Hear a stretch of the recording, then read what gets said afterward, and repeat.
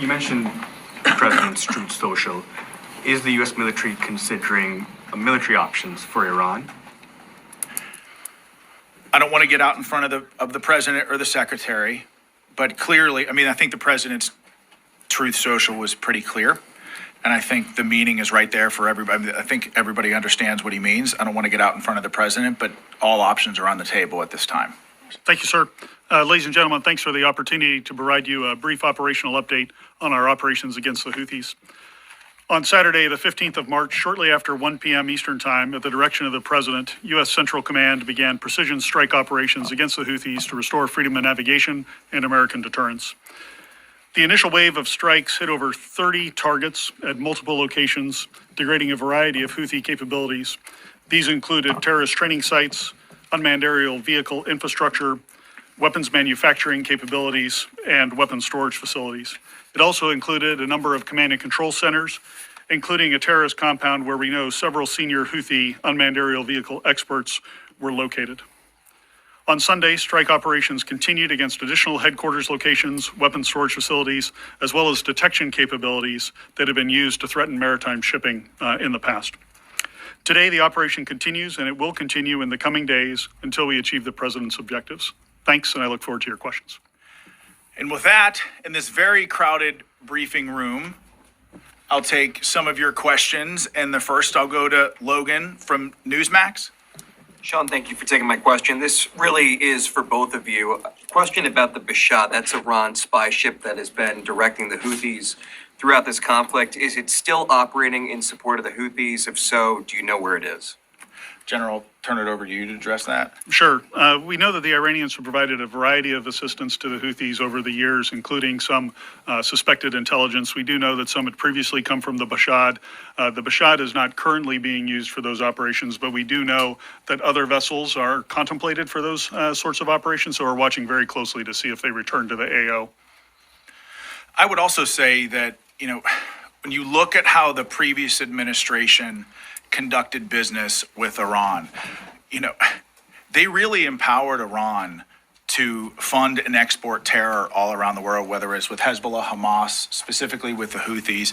I mean, it's very clear. I think President Trump has made it very clear that he's put Iran on notice. I mean, I'm sure that you saw his tweet today that essentially saying, and I'm paraphrasing, that any shot fired at U.S. forces by the Houthis would be considered a shot from Iran. And this is the president showcasing leadership from the Oval Office. And frankly, bringing moral clarity back to the United States of America. We know who the enemies of this country are and the enemies of a free world are. And President Trump has put them on notice, as you saw with Iran this morning.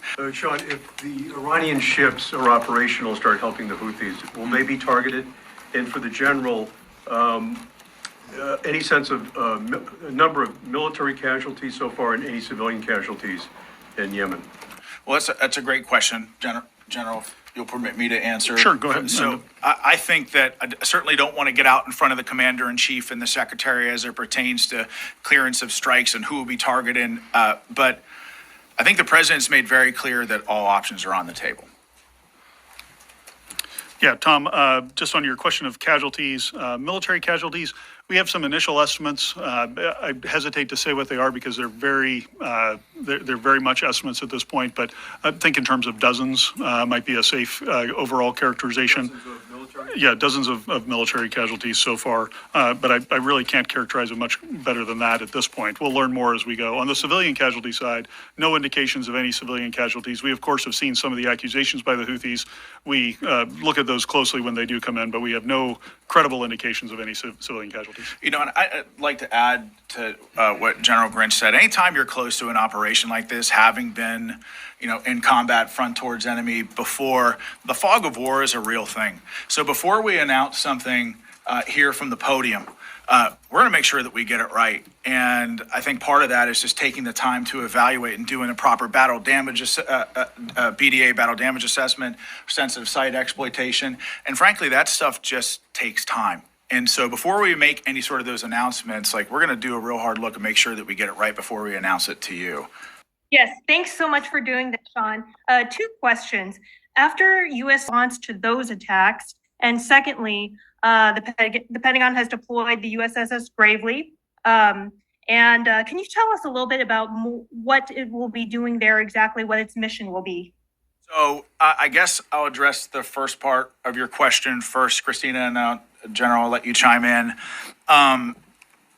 The question of the Houthis, I mean, what was, remind me what the first part of your question was, Christina?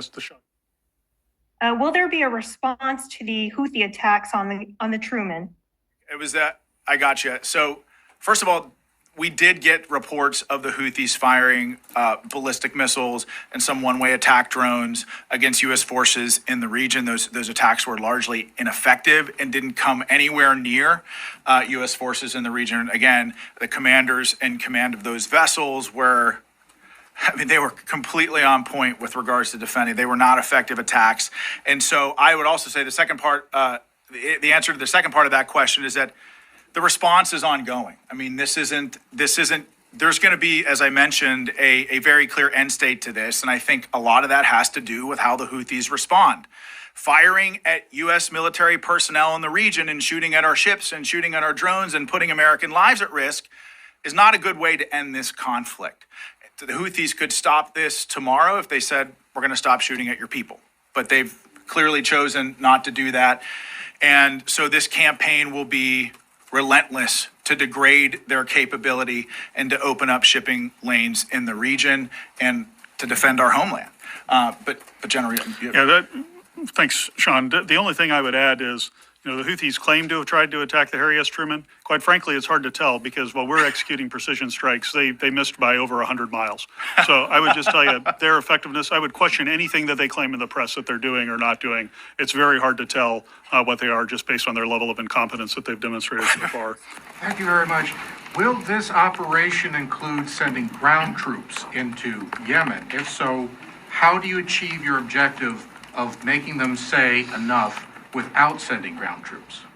Well, I'll tell you, it's very difficult, if not impossible, for us to talk about force posture from this podium because as a commander who's been on the battlefield, it's very, very important to keep the enemy guessing, keep your adversaries guessing. Now, that's not to say that we've got ground troops in Yemen. That's not to say that we're sending ground troops in, but it's difficult to talk about that stuff for operational security reasons from the podium. But General, you have anything to add? No, nothing to add to that. I think that's exactly right. Sean, can I follow up on that?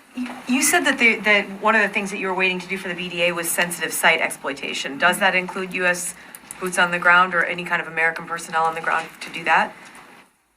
I can't talk about that stuff from the podium, but we have ways of conducting sensitive site exploitations without ground troops on the ground. Yeah, it does not always require boots on the ground, and I'll just leave it at that. General French, can I also ask you about if there's any U.S. military assessment? I know that you're still on, the BDA is ongoing, but is there any military assessment about how much of the Houthis' capabilities were degraded by these first couple of rounds? And can you say anything? The President's Truth Social mentioned going after leaders, which seems to be one of the things that's different here. Can you say anything about any of the leaders that were targeted here? Yeah, on the second part of the question, I'll just go to my opening statement where I mentioned that there was a unmanned aerial vehicle facility that was struck with several key leaders. Those were key individuals who led their unmanned aerial vehicle enterprise and were some of the technical experts in there. So think those types of individuals that we might be targeting as part of the command and control.